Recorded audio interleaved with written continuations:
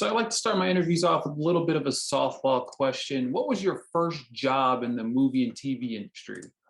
My very, very first job was I was 9 years old, and it was a German clothing commercial cast out of Santa Fe, New Mexico, where we shot it at like Ghost Ranch, and I was dressed up in these kind of goofy clothes, like these weird, like pilgrim clothes. All the kids were dressed up as like these pilgrim farmers.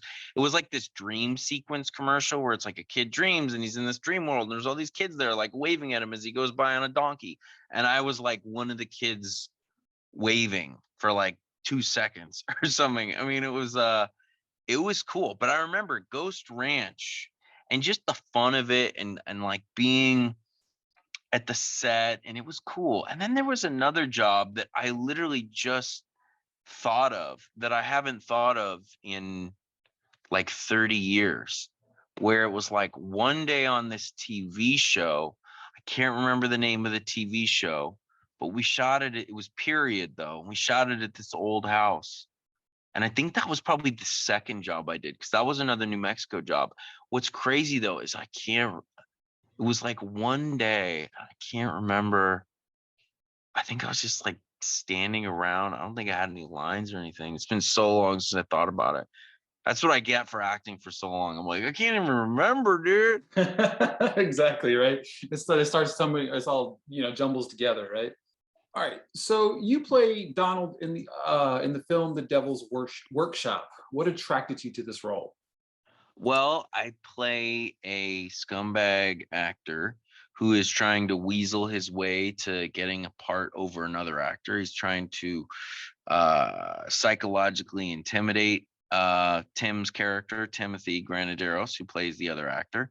And he's not an artist. He just is in it for the money and the fame, and he'll use whatever means he can to get there. He's currently really focusing on TikTok and social media, and he like slams the art. He dismisses the art to Tim's character, and he makes jokes about it that he's not an artist.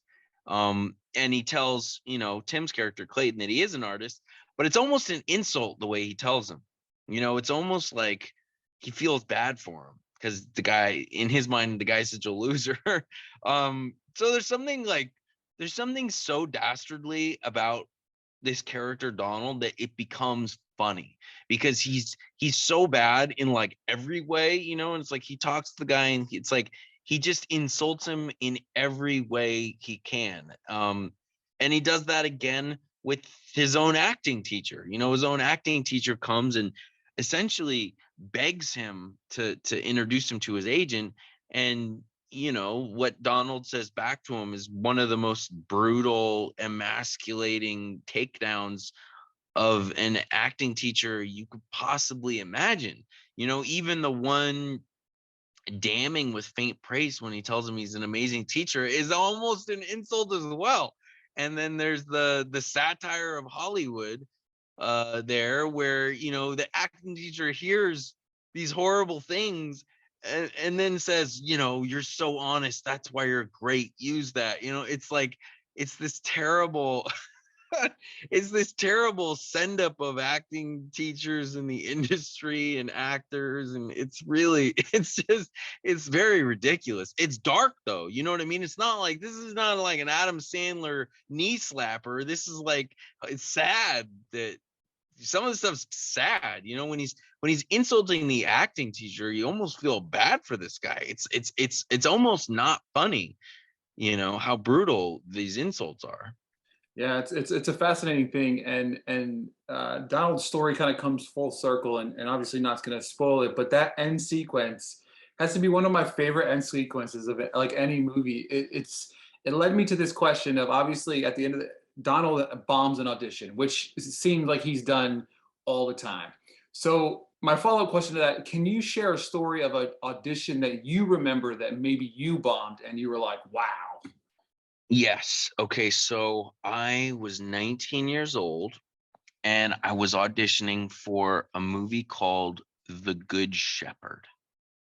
and it was Robert De Niro was directing it, so I had Robert De Niro in the room, and Leonardo DiCaprio was playing that part before Matt Damon took it over. And I just remember it was a scene where I had to like break down crying. And I just was so intimidated by being in an audition with Leo and De Niro that I just was not, and Leo's playing my dad in the scene, and I'm supposed to, break down dad and hug him. And I remember at the time I had just finished a film called Lords of Dogtown. So I had a shaved head. So I looked like a gangster or something. I didn't look like a wholesome son by any stretch of the imagination. Even De Niro was like, he saw me a few months later when Matt Damon uh was attached to the part and my hair had grown out, and he was like, "You look much better with the hair." He's like obsessed with like little things, and the hair was like a very big deal to him that I had hair. But I remember that was hard because it's hard to bomb an audition, but it's really hard to bomb an audition like in front of like two of the best actors around. It was really, I remember really not liking it. And I remember De Niro, I was like sucking so bad. And then De Niro came up to me and he was like, and I was like, and he was like, "Do you think you could, I was like, "Do you want me to cry?" And he was like, "Yeah, if you could." And I was like, and I was like, there was no way like I was gonna even not suck, you know what I mean? Let alone give like an amazing performance. It was like just not gonna happen. And I remember De Niro afterwards said, I was like, I cried at home. Before I came here, I got myself to cry. And De Niro was like, my acting teacher used to call that the bedroom breakdown. And I used that line in the movie where Donald says to Clayton, he's like, "Did you make yourself cry? Did you do the bedroom breakdown? Is that what you do?"